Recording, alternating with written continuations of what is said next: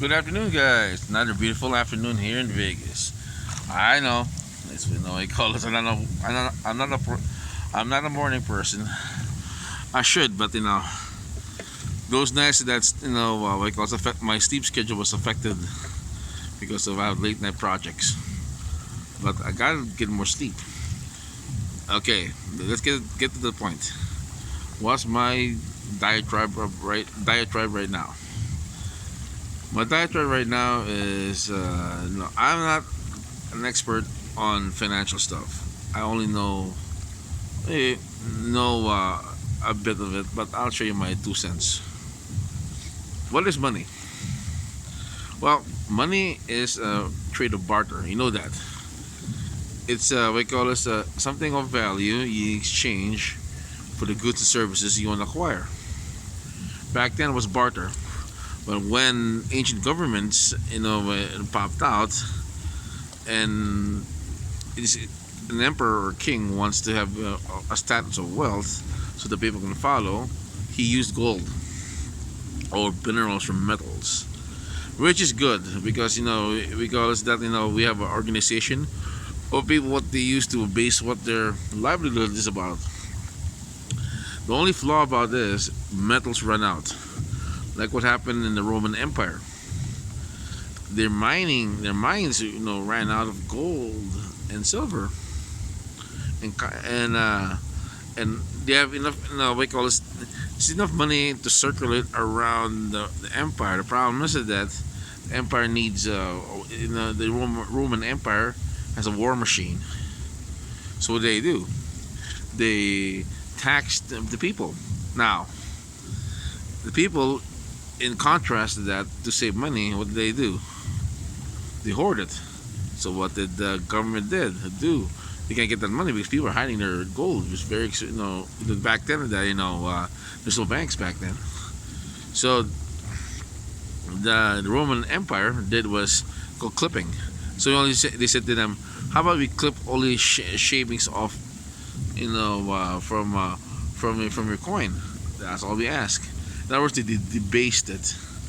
So we call that's what called debasing means. So they shaved off what what's the amount of a coin. So when they give it back to you, that we call this that in the recirculating economy, the coins get got smaller because there's not much gold left of that. So they had to mix it with different metals.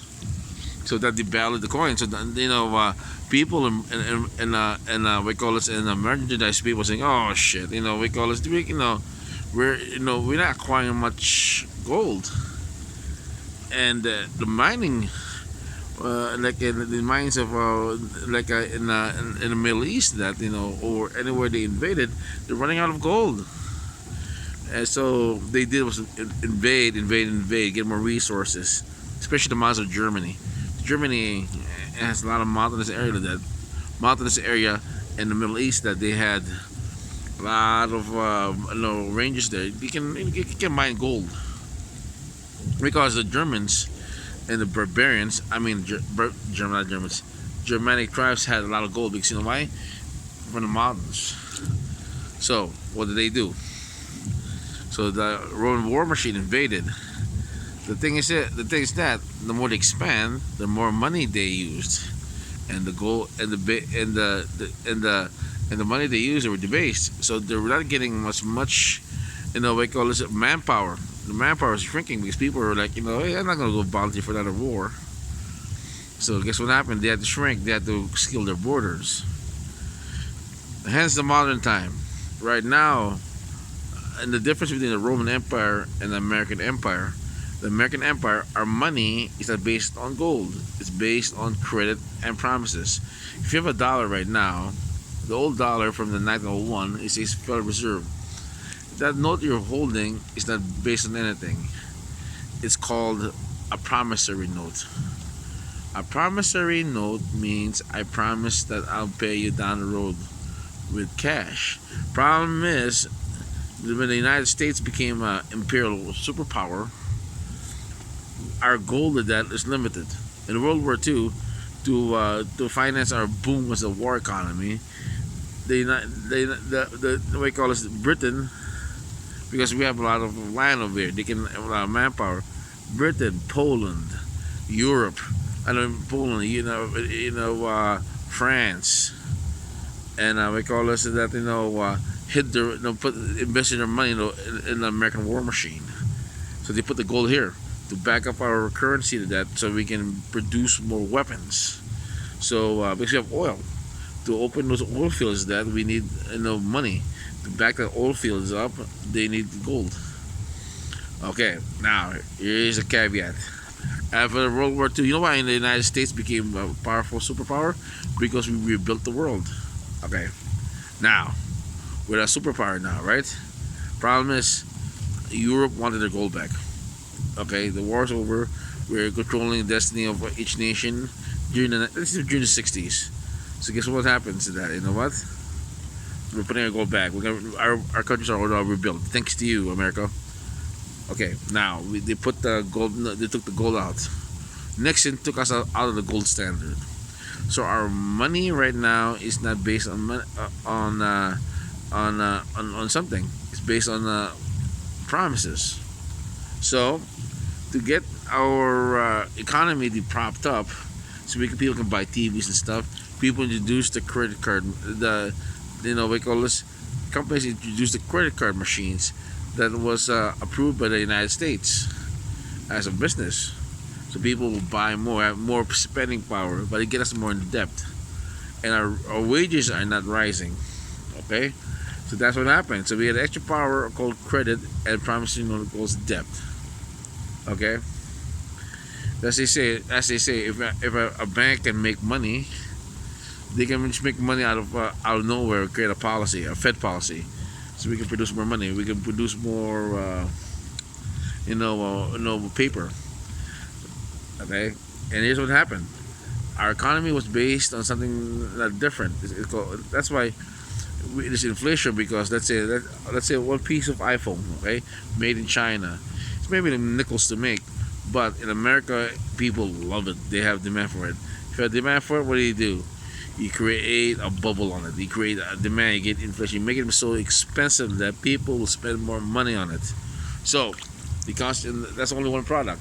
So when people concentrate on that product, we call it that, it creates an efficient economy. Okay, it creates appware, creates factories, creates personnel to be trained, and creates new technology to apply on an iPhone. So that little device that created more jobs than we call it that than before. Telecommunications. So people will make technologies like cars. Cars are that, imagine if you have a car. Cars are overvalued. That's why it's a lot of depreciation. The reason why it's so expensive, because of the labor.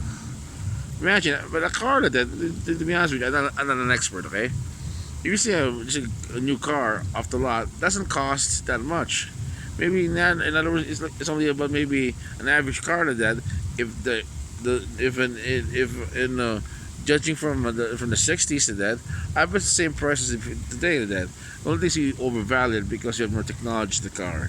You add more nicks and knacks in it. But in inflation wise, that car is it's still the same price to that than before. The only thing is we just heap value on it. We create a bubble on it. It's like having the blonde on that, thinking, oh, she must be good in bed, but actually she's not. She isn't. She's actually made of plastic or plastic surgery. That's why it still costs so much, because we put so much value on the product. Okay, so that's why everything's overvalued. Overvalue creates bubbles. Overvalue creates things like that. Problem is when the demand stops, what happens? That's the problem. See what happens? Here, we have a TV, okay? Everybody has a big TV nowadays. Now, people buy a new TV. The next year, they produce a new model. Wait a minute. I'm enjoying my TV. I gotta get a new TV. And people say they're having common sense. Like, you know what? Cable is expensive. Okay, I'm gonna sit on my ass and just wait for TV to lower the price, because the more abundance we have of products, the more it gets cheaper. That's why iPhone's so expensive because it's made. There's only one iPhone in the world. There's the next thing that's an Android, but iPhone's getting mass produced now. So if iPhone gets mass produced, the value goes down. Uniqueness is the what you call this? It's the in uniqueness. It's the bane of value. If you limit all the cars right now, let's say we only produce maybe a small amount of cars, the demands will skyrocket because people want to have a car. Now we have too much cars right now. People are saying, "Hey, if I only need to buy a car, I can get an Uber." Because you know why? Everybody has a car. That's the thing, uniqueness, and that's the thing. That's why our economy is so in danger right now. If the demand and credit to that, and people can afford to pay their credit cards and pay the bills, our bubble is gonna shrink, and that's the thing. Part two for this. Okay, this is part one.